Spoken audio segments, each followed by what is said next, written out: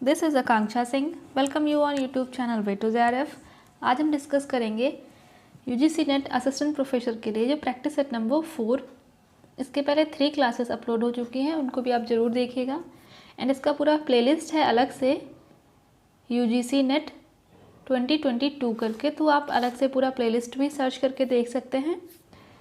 ये practice set आपको home science से रिलेटेड किसी भी एग्ज़ाम की प्रिपरेशन के लिए हेल्प करेंगे, फिर वो net, assistant professor, TGT, PGT या आप और भी किसी कम्पिटिटिव एग्ज़ाम की प्रिपरेशन कर रहे हैं तो ये उसके लिए आपको बेनिफिट होगा, ये हेल्प करेगा। एंड अगर अभी तक आपने चैनल सब्सक्राइब नहीं किया है तो चैनल को भी सब्सक्राइब ज़रूर कर लीजिएगा एंड चैनल को अपने फ्रेंड्स के साथ ज़्यादा से ज़्यादा शेयर करिए। ये कुछ सोशल मीडिया हैंडल्स हैं। ये टेलीग्राम ग्रुप है, यहाँ पे डेली शाम को क्विज़ होता है, तो वो आप फ्री ऑफ कॉस्ट ज्वाइन कर सकते हैं। इसको आप बाय नेम सर्च कर सकते हैं या फिर इसका लिंक आपको डिस्क्रिप्शन बॉक्स में मिल जाएगा। ये इंस्टाग्राम पेज है, ये है फेसबुक पेज।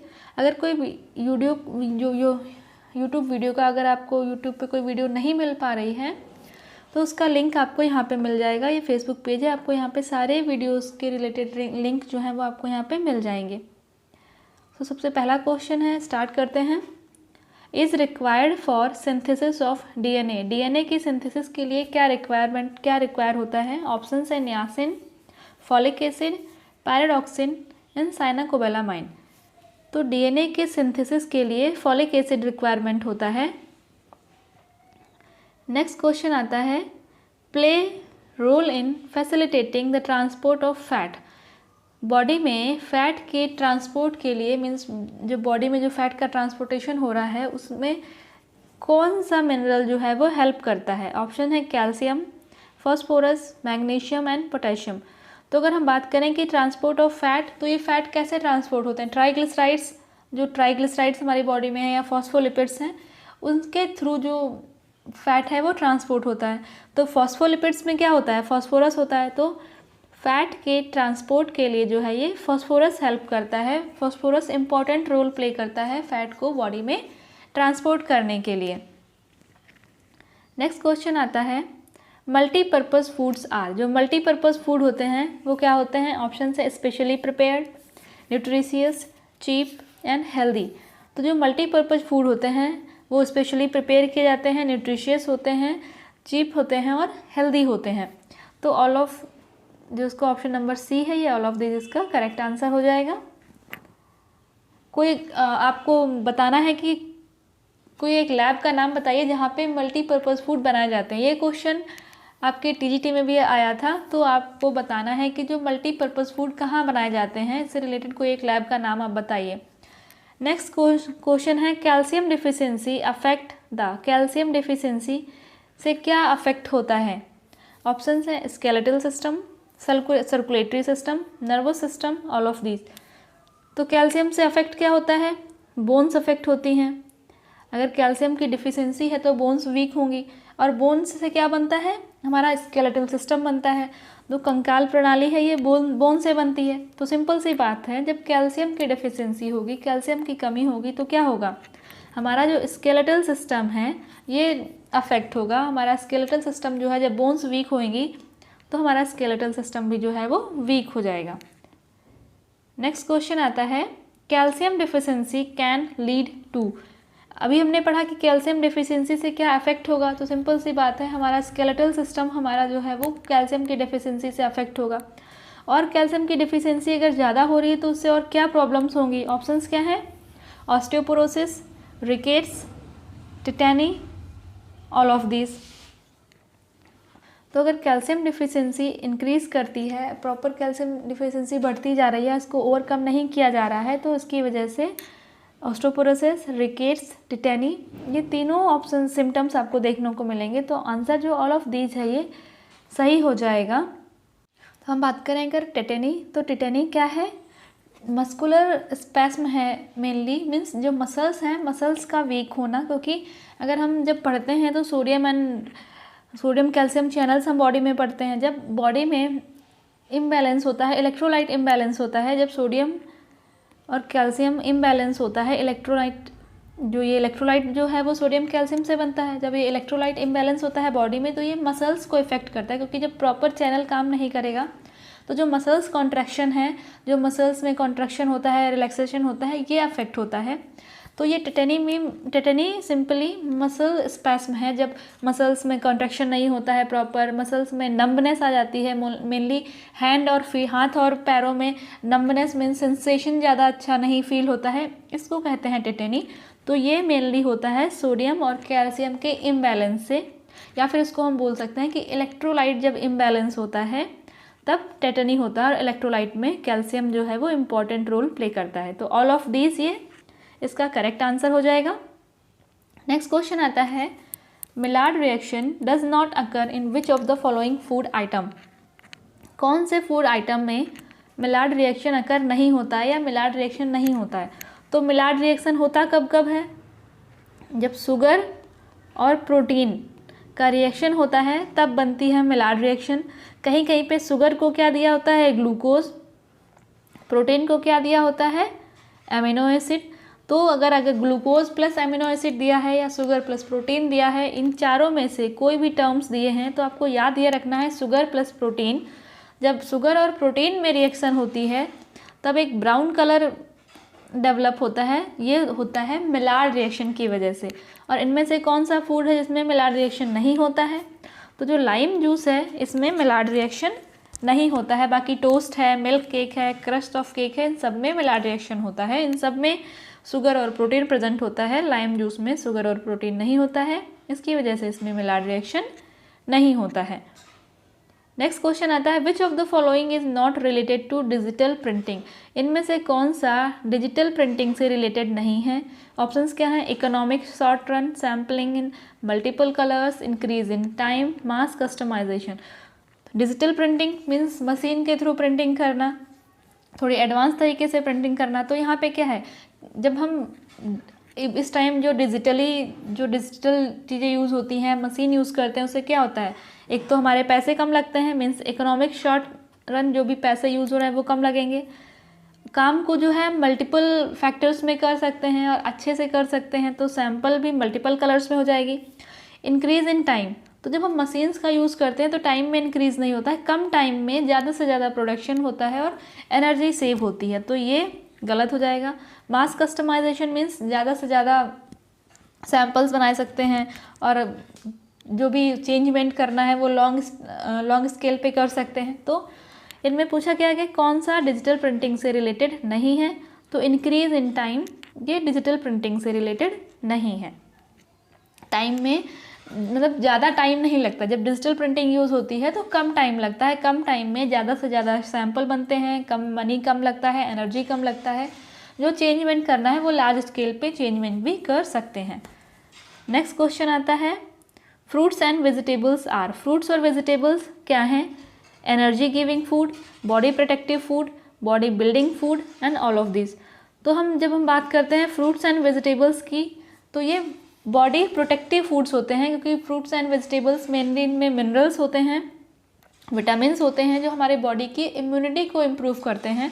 और फ्रूट्स एंड वेजिटेबल्स को बॉडी प्रोटेक्टिव फूड कहा जाता है। यहाँ पे हम और भी ग्रुप दिए हुए हैं, एनर्जी यील्डिंग फूड। तो एनर्जी यील्डिंग फूड जो कार्बोहाइड्रेट फैट रिच फूड होते हैं, जहाँ से एनर्जी मिलती है, उनको हम बोलते हैं एनर्जी गिविंग फूड। उसके बाद बॉडी बिल्डिंग फूड, जो फूड प्रोटीन रिच होते हैं, क्योंकि प्रोटीन से टिश्यूज़ बनते हैं और टिश्यूज़ से हमारी बॉडी बनती है। तो जो फूड प्रोटीन रिच होते हैं उनको हम बोलते हैं बॉडी बिल्डिंग फूड्स।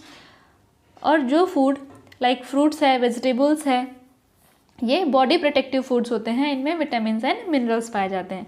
तो fruits and vegetables are body protective foods. Next question आता है, what are different type of PEM। PEM protein energy malnutrition. Different type की प्रोटीन एनर्जी माल न्यूट्रिशंस क्या क्या हैं, तो ऑप्शंस क्या है, क्वाशियारकर, मरास्मस एंड मरास्मिक क्वाशियारकर।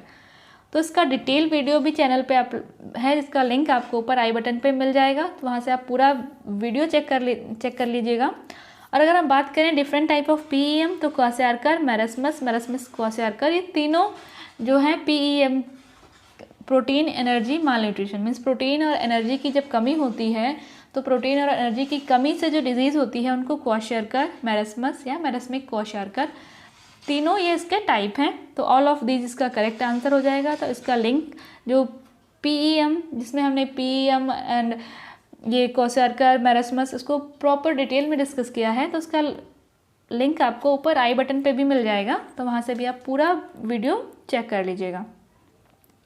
नेक्स्ट क्वेश्चन आता है, consider the following statement. Statement number 1 क्या है, milk is known as complete food. Statement number 2 क्या है, it helps to add vitamin A and vitamin D to the diet. तो milk is known as complete food, ये statement भी सही है, और मिल्क विटामिन ए और विटामिन डी हमारी डाइट में ऐड करता है, तो ये भी सही है। तो बोथ 1 एंड 2 ये दोनों स्टेटमेंट सही हैं कि मिल्क को कंप्लीट फूड, संपूर्ण आहार कहा जाता है, और ये विटामिन ए और विटामिन डी हमारी डाइट में ऐड करता है। मिल्क में विटामिन ए और विटामिन डी पाया जाता है, तो ये बोथ स्टेटमेंट, दोनों स्टेटमेंट सही हैं। नेक्स्ट क्वेश्चन आता है, ascorbic acid is essential for maintaining the following functions in the body. Ascorbic acid means vitamin C. तो विटामिन सी हमारी बॉडी में कौन से फंक्शंस को मेंटेन करता है, कौन से फंक्शन की मेंटेनेंस के लिए ज़रूरी होता है? ऑप्शंस क्या हैं, collagen formation, act as a coenzyme, blood clotting, act as an antioxidant and act as a reducing agent.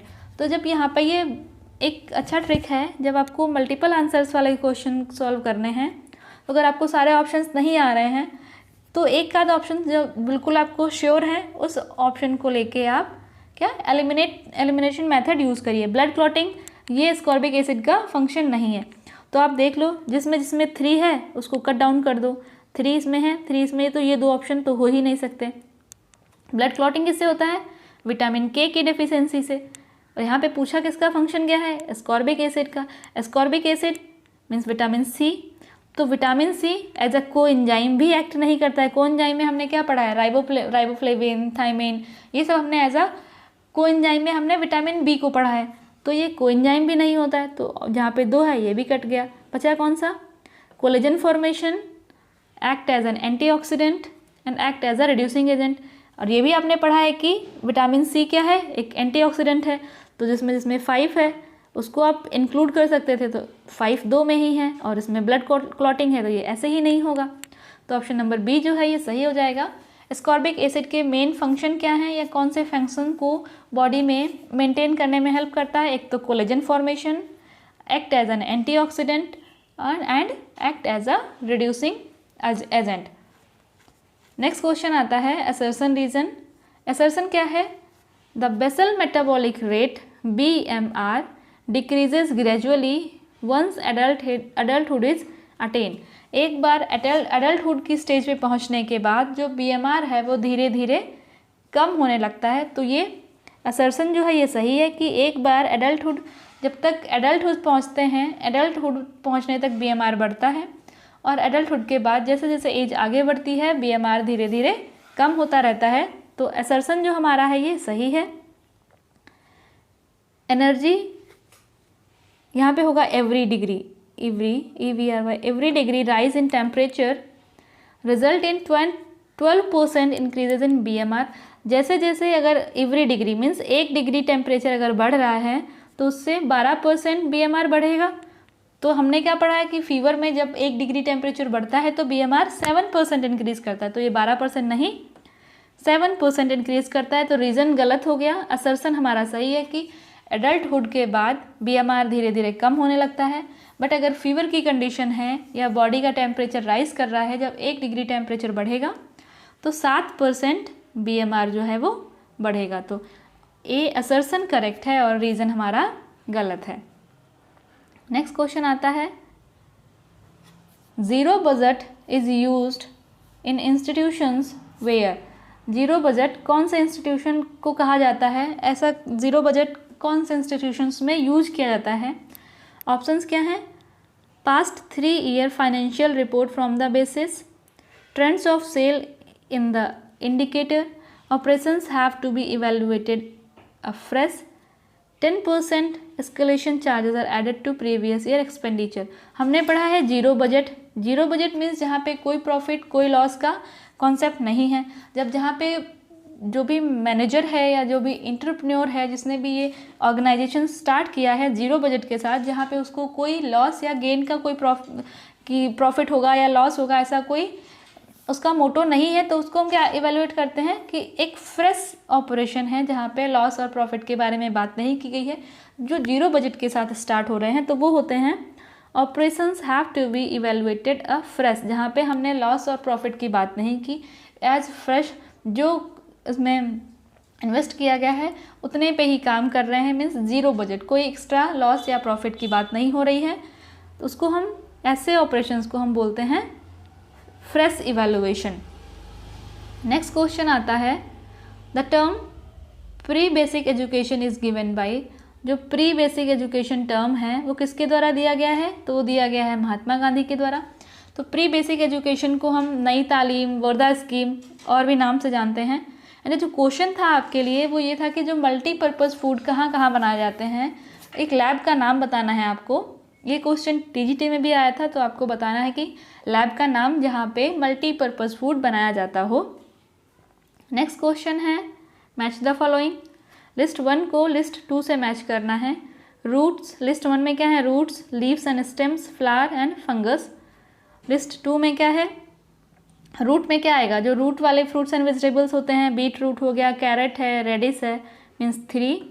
उसके बाद leaves and stem, broccoli and cauliflower या फिर कैबेज एंड स्पिनच, क्या आएगा, हमने बात की है लीव्स और स्टेम्स, लीव्स, स्पिनच, कैबेज, तो 1 हो जाएगा। उसके बाद फ्लावर, फ्लावर में कलीफ्लावर हो गया, ब्रोकली हो गया। उसके बाद फंगस, फंगस में है मशरूम, 3, 1, 4, 2, ये ऑप्शन नंबर ए जो है ये बिल्कुल सही हो जाएगा। तो जो क्वेश्चन है आपके लिए वो ये है कि लैब का नाम बताना है जहाँ पे मल्टीपर्पज़ फूड जो है वो बनाया जाता हो। वीडियो अगर आपको अच्छा लगा हो तो लाइक एंड शेयर ज़रूर करिए, अपने फ्रेंड्स के साथ ज़्यादा से ज़्यादा शेयर करिए। एंड अगर अभी तक आपने चैनल सब्सक्राइब नहीं किया है तो चैनल को भी सब्सक्राइब ज़रूर कर लीजिएगा। मिलते हैं नेक्स्ट वीडियो में, तब तक के लिए wish you all the very best, good luck, bye bye.